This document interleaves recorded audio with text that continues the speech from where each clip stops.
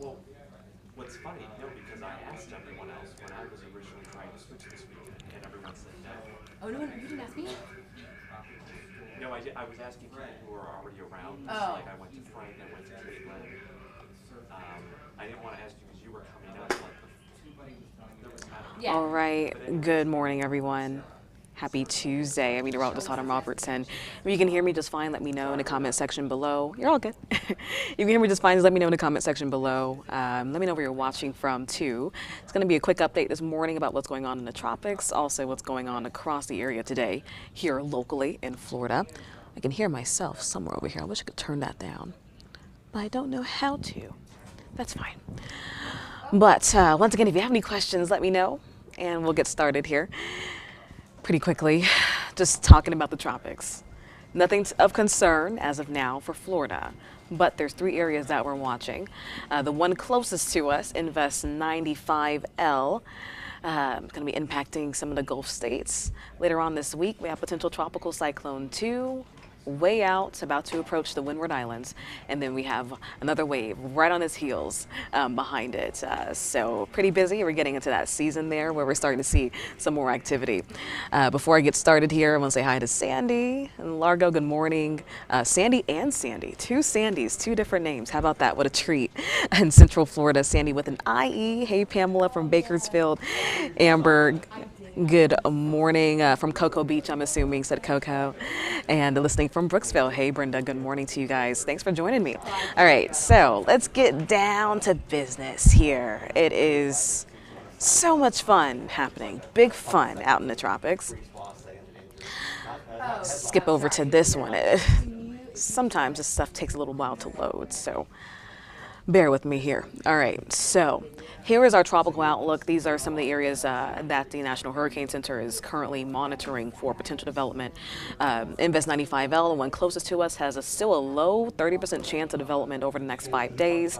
Then we have potential tropical cyclone 2, soon to be Bonnie. It's not Bonnie just yet because hurricane hunters flew into the storm and they cannot find a defined center of circulation, even though they have winds. They found winds of 40 miles per hour. So it's at tropical storm strength winds, but since there's no defined center, we cannot call it the name just yet. So potentially it will be Bonnie. It has that designation so that the government can start issuing warnings and advisories and watches ahead of what will potentially be a tropical storm. And we'll dig into that one a little bit later. And then we have one right on its heels. Disturbance number 2 is not an invest just yet.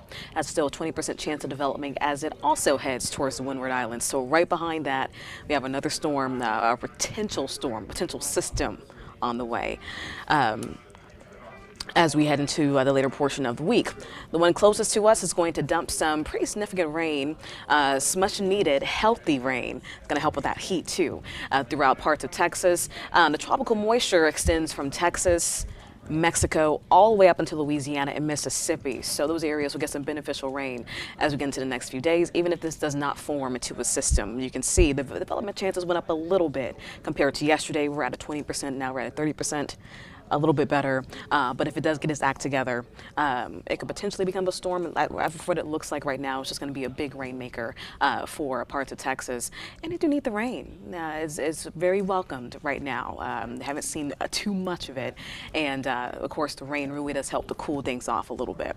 So we're watching out for Invest 95L, but the one that is a little more promising is, of course, that potential tropical cyclone 2 heading towards the Windward Islands, heading towards Trinidad and Tobago. It's going to dump some pretty decent rain over Venezuela as we get into the next couple of days.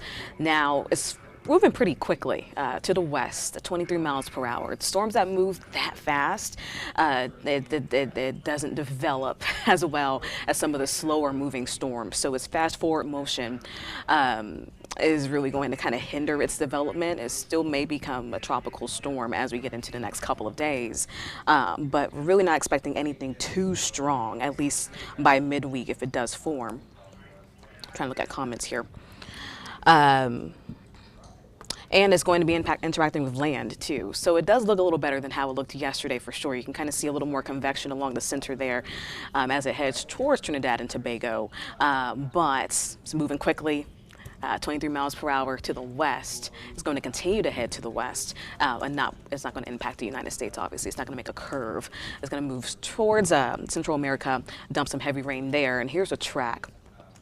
The track, you can still see it still has it kind of at a lower storm end, low range end storm as we get into the next few days, but it does, at least this particular track, has it becoming a tropical storm by midweek, and then potentially getting really close to hurricane strength or becoming a Category 1 hurricane as it approaches Central America. As we get into the weekend here by Saturday, we could have Hurricane Bonnie, potentially. Category 1, still a low-end type of storm here before it moves over land, dissipates, and dumps out in the Pacific Ocean.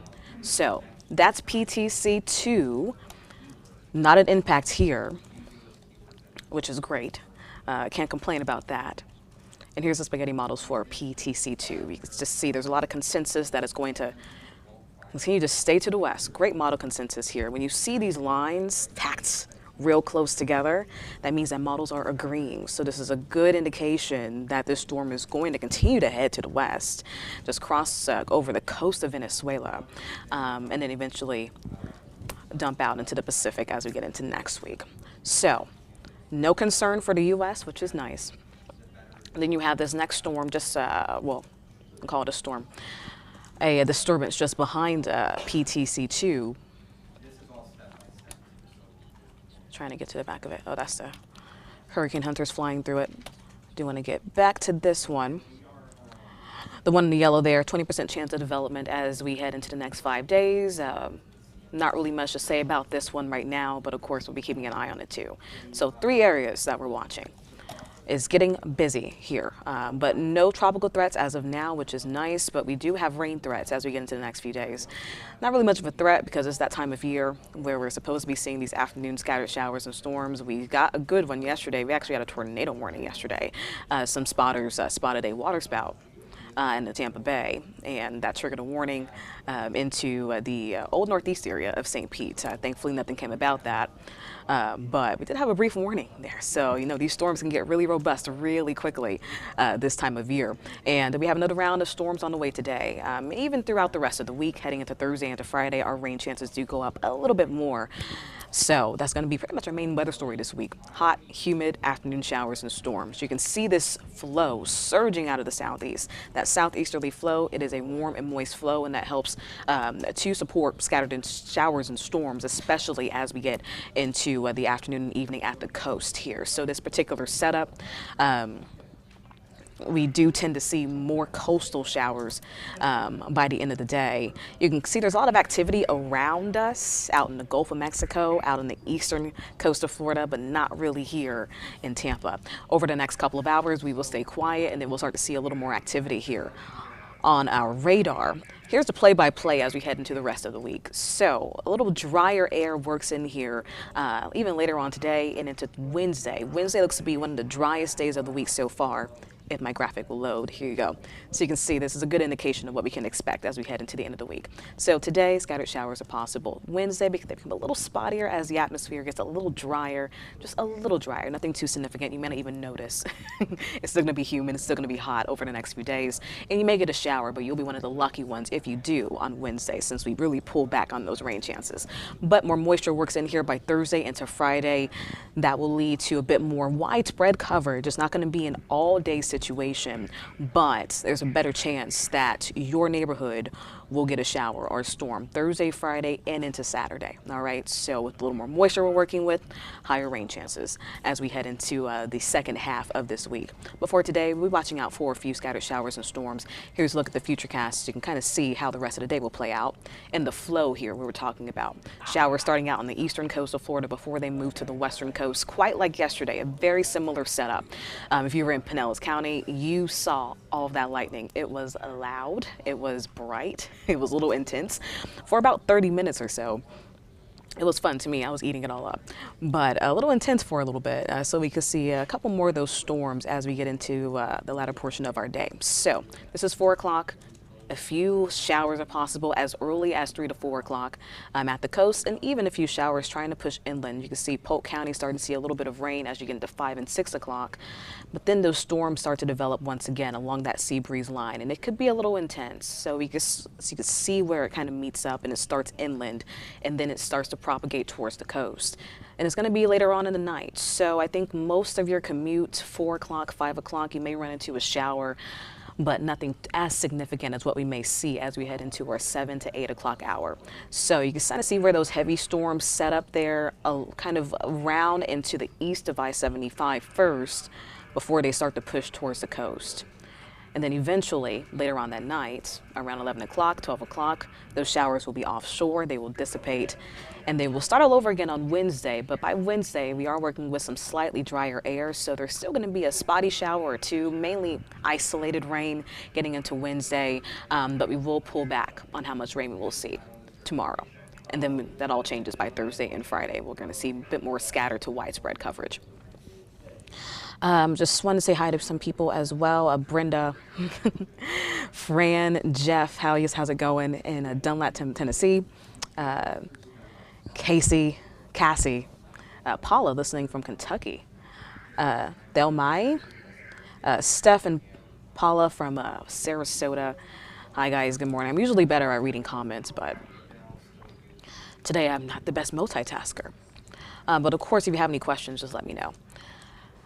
This extended forecast kind of shows you here what we can expect by Thursday. So very similar situation. We still stay kind of with that southeasterly flow. So we're going to continue to see some dry mornings. Your beach mornings should be fine. All right, the best time to head out to the beach will be before noon, before it gets hot, and before we start to see those showers and storms on the radar. That continues into Thursday, so looking good throughout the morning, but scattered showers you can see push in here around the same exact time. So a lather, rinse, repeat situation as we head into the rest of the week. But just make sure you have your umbrellas close if you have any plans, dinner plans, outdoor plans for your Thursday, and that continues into Friday too. So rain, getting back to more of that flow there, that more summertime-like flow. Here's your forecast rainfall totals. Of course, it's just an estimate. Sometimes it's a little difficult to really pinpoint where some of these heavy downpours are going to set up as we head into several days out. But this is through Thursday. You can see the areas that are in the reds, kind of oranges. That's where we could possibly see some really heavy rain over the next couple of days. And that could lead to some localized flooding in some spots, those really heavy downpours that sit over one spot for a long period of time, especially over an already saturated spot. Think about some spots of the coast who's going to see heavy rain almost every single day this week. If those showers continue to pass over that each day, we could get some potential flooding in some of those lower lying areas. So just keep that in mind. But you can see some pockets of heavy rain, very localized, but most areas will possibly get up to about an inch, maybe 2 inches in some spots as we carry into Thursday and into Friday. But very localized though. Some spots, depending on where you are, you may not get that much rain this week. That's just kind of the nature of the situation when you have scattered downpours in the afternoon. Very hard to really pinpoint and forecast exactly where those storms are going to set up here. So if you're the lucky ones, you will get some good beneficial rain at your home this week, if that's what you're asking for. But just plan your days accordingly. If you have, I know I have family and friends coming in this weekend, knowing that for me, if this typical flow still kind of sets up shop, we're going to have to get a lot of things done earlier on during the day, and then maybe just plan some indoor activities as we get into the afternoon and through the evening so we don't get caught in those downpours. And my friends are coming from California, where I think it was Pamela's from there, and they don't understand this. They don't get this humid and hot tropical downpour vibe that we do here in Florida. So I'm gonna try to really plan things accordingly so they don't hate it here. We're so used to this by now. If you've been here for a while, this is life. So the next few days, very typical Florida. I feel like I'm rambling here.